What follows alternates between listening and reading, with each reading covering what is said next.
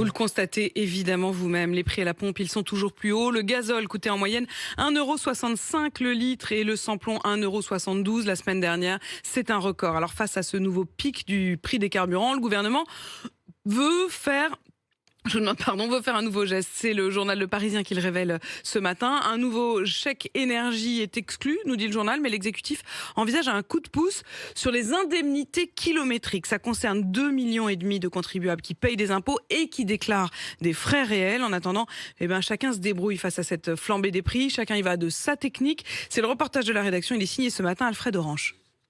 À la pompe, c'est accroupi qu'Edmonde prend désormais de l'essence. Elle ne remplit pas le réservoir de sa voiture, mais bien un bidon avant de prendre la route.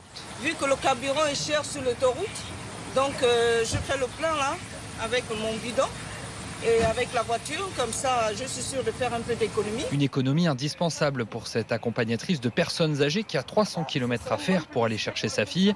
Jamais elle n'aurait cru en passer par là pour économiser le prix de son plein. Avant, je faisais 50 € il y a 2 ans. Et là, je suis à 70 €. C'est très grave. Je crois qu'ils n'ont pas pitié de la population. À côté, il y a Patrick qui met de l'essence. J'en suis à 66 € là, pour 38 litres. Pour faire baisser la facture, cet agent d'entretien qui fait 30 km tous les jours pour se rendre au travail s'est mis au covoiturage avec un collègue. De temps en temps, c'est un coup celui qui prend sa voiture, un coup moi, voilà quoi. Ça s'arrange comme ça, ouais. Face à cette envolée des prix, le gouvernement réfléchit à des hypothèses pour aider les professions les plus exposées au prix du carburant. Une des idées avancées serait d'augmenter l'indemnité kilométrique pour se faire rembourser les frais liés à l'utilisation de son véhicule.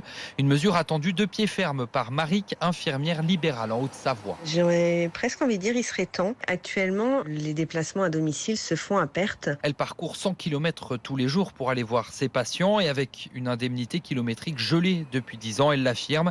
L'avenir de son métier en dépend. Est-ce qu'on va continuer le domicile ? Est-ce qu'on va faire comme certaines professions, arrêter totalement le domicile et faire venir les patients au cabinet ? Il y a plein de questions qui se posent. Parce que si nous n'y allons pas, qui ira ? Qui sera suffisamment formé, diplômé pour faire le domicile à notre place ?